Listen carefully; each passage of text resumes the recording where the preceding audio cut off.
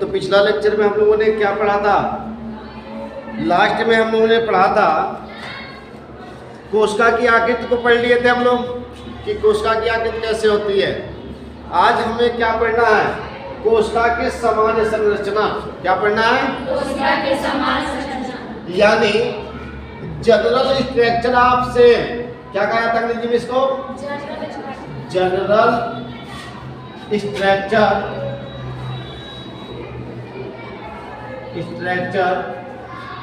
Of cell. तो कोश यानी सामान्य रूप से कोशिका की संरचना कैसे होती है। ये आपका मान लिया कोई कोशिका है और आपको बताया गया था बेटा कि कोशिका के अंदर क्या क्या चीजें पाई जाती हैं। कोशिका जो है 3 चीजें होती हैं। जो इसका बाहरी आवरण होता है उस बाहरी आवरण को क्या कहा जाता है, प्लाज्मा झिल्ली या कोशिका झिल्ली कहा जाता है। इस बाहरी वाले को क्या कहा जाता है, प्लाज्मा झिल्ली या कोशिका झिल्ली कहा जाता है। और कोशिका के अंदर क्या पाया जाता है, जीव यानी कोशिका द्रव्य पाया जाता है। क्या पाया जाता है, और एक जो है इसमें क्या होता है, केंद्रक होता है। क्या होता है, केंद्रक होता है। यानी एक कोशिका को आपको बताया गया कि एक कोशिका के अंदर प्लाज्मा झिल्ली, कोशिका द्रव्य और केंद्रक तीनों पाए जाते हैं। और ये तीनों जब एक साथ मिलते हैं तो उससे किसका निर्माण होता है, जीव द्रव्य का। किसका निर्माण होता है, जीव द्रव्य का निर्माण होता है।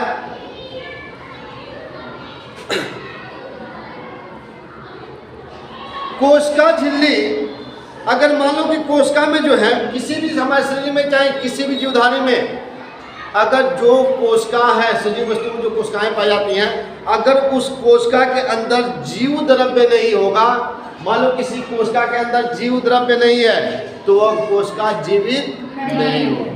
जिसके अंदर जीव द्रव्य पाया जाएगा वही कोशिकाएं क्या होंगी, जीवित होंगी।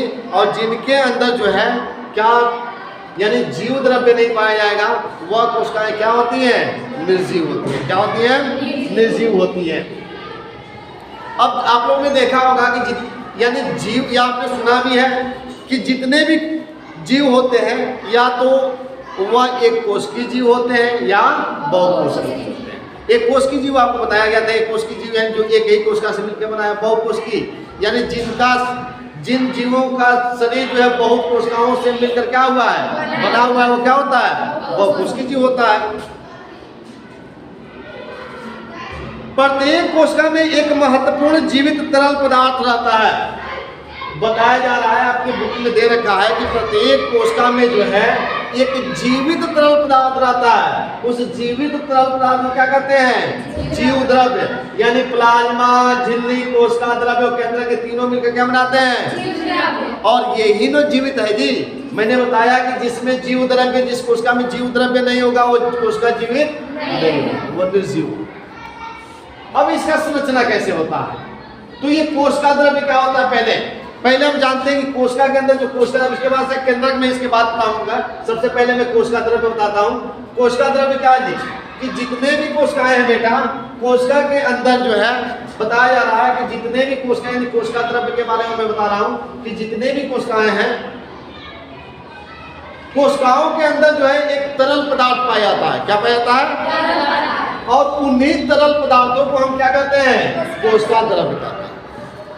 बताया जा रहा है कि कोशिका के अंदर क्या पाया जाता है, एक प्रकार का तरल पदार्थ पाया जाता है, और उसी तरल पदार्थ को हम क्या कहते हैं, कोशिका द्रव्य कहते हैं। आप देख रहे हैं ना, ये देख रहे हैं ना, ये क्या है, कोशिका द्रव्य। ये जो कोशिका द्रव्य होता है बेटा, कोशिका द्रव्य जो है आपको बताया जा रहा है कि कोशिका द्रव्य के अंदर जो है, जो कोशिका द्रव्य होता है उसी कोशिका द्रव्य के अंदर जो है कोशिकांग पाया जाता है।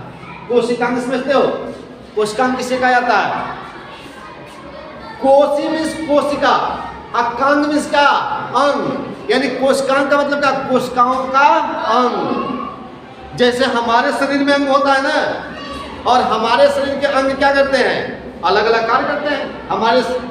हम बिना अंग का हम कोई कार्य कर पाएंगे, नहीं कर पाएंगे। यानी जिस प्रकार बिना अंग के, जैसे हमारा पाचन अंग है, श्वसन अंग है, इसमें से कोई न रहे तो हम जीवित रहेंगे, मर जाएंगे कि नहीं मर जाएंगे, वैसे कोशिकाओं को भी जीवित रहने के लिए उनमें कोशिका अंग पाया जाता है और वही कोशिका अंग उसके लिए क्या होता है, उसको जीवित रखता है। तो यहाँ पे आपको बताया कोशिका द्रव्य के अंदर क्या पाया जाता है, कोशिका अंग पाया जाता है। इन्हीं कोशिकाओं की वजह से कोशिकाएं क्या होती हैं, जीवित होती है। जैसे हमारे शरीर के अंग है, एक अंग खराब होता है इंसान की मौत खराब हो जाती है। जैसे कि मान लो किसी का किडनी है, किडनी खराब हो गया तो मर जाता है ना, किसी का फेफड़ा खराब हो गया तो मर जाता है ना, किसी का लीवर खराब हो गया तो क्या हो जाता है, मर जाता है। ऐसा होता ही नहीं होता है। भले बाद में अगर चेंज कराया जाए तो बच सकता है, लेकिन अगर नहीं हुआ तो उसको मौत होना है कि नहीं होना है। तो उसी प्रकार से कोशिकाओं में भी जो कोशिका अंग होते हैं वह कोशिका अंग की वजह से वो क्या होते हैं, जीवित रहते हैं। यानी जिस प्रकार हमारे शरीर में हमारा अंग कार्य करता है उसी प्रकार से कोशिकाओं में उसका भी अंग क्या करता है, कार्य करता है। इसके बाद अब कोशिका अंग कौन कौन होते हैं हमको देखना है कि कोशिका अंग होते हैं। जैसे हम अपना तो देख रहे हैं कोशिका अंग कौन कौन से हैं। हमने कहा कि जैसे पाचन तंत्र एक अंग हो गया, श्वसन तंत्र भी क्या हो गया, एक अंग हो गया। हर इसी प्रकार से हमारा अलग अलग सब अंग है कि नहीं है। परिसंचरण तंत्र के लिए अलग अलग अंग काम करते हैं, तो वह अंग, लेकिन इनमें कैसा अंग होता है, तो कोशिकाओं का जो है सबसे महत्वपूर्ण अंग जो है एक तरह से कहा जाए तो केंद्रक होता है। क्या होता है, केंद्रक होता है।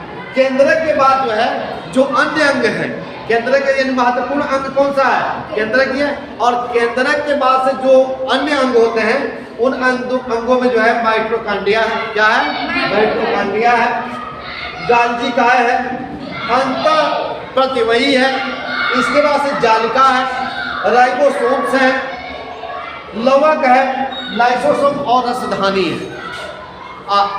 क्या बताया गया, राइबोसोम, लवक, रसधानी आदि इनके क्या हैं, क्या है जी, अंग है। किसके, कोशिका। ये जितना मैंने नाम रखा है ये सब क्या है, कोशिकाओं के अंग हैं। केंद्रक के अतिरिक्त जो है कोशिकाओं के अंदर संपूर्ण पदार्थ यानी केवल केंद्रक ही क्या होता है, ये कोशिका के यानी अंदर दिखाई देता है। बाकी सारे अंग इनके क्या होते हैं, इसी के अंदर क्या होते हैं, फैले हुए होते हैं। यानी इनका बताया जा रहा है कि जो कोशिकाएं होती हैं यानी केंद्रक के अतिरिक्त कोशिकाओं के अंदर संपूर्ण पदार्थ कोशिका द्रव्य कहलाता है। यानी इसके सारे अंग इसी कोशिका द्रव्य में होते हैं, इसीलिए इनको कोशिका द्रव्य के नाम से भी जाना जाता है। बात समझ में आई।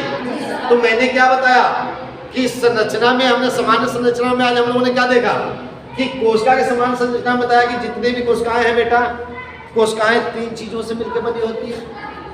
यानी कोशिका में क्या पाया जाता है, प्लाज्मा झिल्ली पाया जाता है या कोशिका झिल्ली पाया जाता है। कोशिका उसके अंदर क्या पाया जाता है, कोशिका द्रव्य पाया जाता है। उसके बाद से क्या पाया जाता है, केंद्रक। और जब ये तीनों मिल जाते हैं तो वो किसका निर्माण करते हैं, जीव द्रव्य का। और जिस कोशिका के अंदर जीव द्रव्य होता है वो कोशिका क्या होती है, जीवित होती है। और जिस कोशिका के अंदर जीव द्रव्य नहीं पाया जाता है वो क्या होता है, निर्जीव। कोशिका द्रव्य क्या है, केंद्रक को मैं आपको पढ़ाऊंगा, केंद्रक को फिर एक मैं अलग से पढ़ाऊंगा, लेकिन सबसे पहले हम इसको बता रहे थे कोशिका द्रव्य। बताया गया कोशिका द्रव्य किसे कहता है, कहा जाता है तो कोशिका के अंदर जो है एक तरल पदार्थ पाया था। क्या बताया गया, कोशिका के अंदर एक तरल पदार्थ पाया था। उसी तरल पदार्थ को ये देख रहे हैं तरल पदार्थ पाया जा रहा है, इसी तरल पदार्थ को क्या कहते हैं, कोशिका द्रव्य कहते हैं। याद रहेगा। दूसरा जो है कोशिका द्रव्य जो है, इन्हीं कोशिका द्रव्यों के अंदर ये जो कोशिका द्रव्य देख रहे हो ना, इन्हीं कोशिका द्रव्यों के अंदर जो है कोशिकांग पाए जाते हैं, यानी कोशिकाओं का अंग पाए जाते हैं। अब कोशिका का अंग कहाँ होता है, केवल केंद्र को छोड़ दिया जाए तो सारा इसका अंग कहाँ होता है, इसी तरल पदार्थ में पाया जाता है। याद रहेगा। अब देखो जिस प्रकार से हमारे शरीर में हमारे अंग कार्य करते हैं, ठीक उसी प्रकार से कोशिका में कोशिकांग अंग भी क्या करते हैं, कार्य करते हैं। अगर कोशिका अंग नहीं होंगे तो कोशिकाएं जीवित नहीं रहेंगी। ठीक है।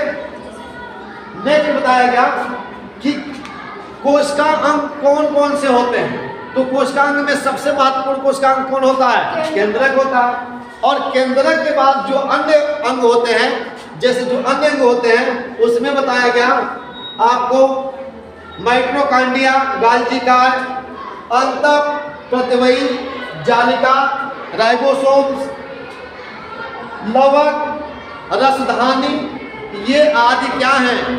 कोशिका के अंग हैं। और ये जो कोशिका के अंग है केंद्रक को छोड़कर, यानी बताया जा रहा है केंद्रक को छोड़कर बाकी सारे अंग कहाँ होते हैं? इस तरल पदार्थ में पाए जाते हैं। अब इसके बाद से देख लो कि जो जंतु कोशिका में जो है तारकाय आदि संरचनाएं भी मिलती हैं। अगर हम जंतु कोशिका में देखें तो जंतु कोशिकाओं में तारकाय संरचना पाई जाती है। कैसे पाई जाती है? तारकाय संरचना पाई जाती है। जबकि पादप कोशिकाओं में जो है विशेष कोशिकांग जो है लवक पाए जाते हैं। बताया जा रहा है कि कोशिकाएं भी दो तरह की होती हैं, एक जंतु कोशिका होती है और एक कौन होती है? पादप कोशिका होती है। भाई सजीव में जंतु भी आते हैं और पादप भी आते हैं। तो जो सजीव होते हैं उनकी जो कोशिकाएं होती हैं उनकी संरचना कैसे होती है? तारकाय संरचना होती है। कैसे होती है? तारकाय संरचना होती है। जबकि पादप में जो होता है उसमें जो कोशिका होती है उस कोशिका लवक पाए जाते हैं। क्या पाए जाते हैं? कोशिका लवक पाए जाते हैं। देख रहे हैं ना, कोशिका लवक पाए जाते हैं। ठीक है, तो ये हमारा क्या रहा? कोशिका का समान संरचना। अब कल हम जो है पहले आपको केंद्रक पढ़ा दें या कोशिका के प्रकार पढ़ा दें? पहले केंद्रक पढ़ोगे तो कल केंद्रक पढ़ते हैं, उसके बाद से कोशिका के प्रकार पढ़ते हैं। ठीक है।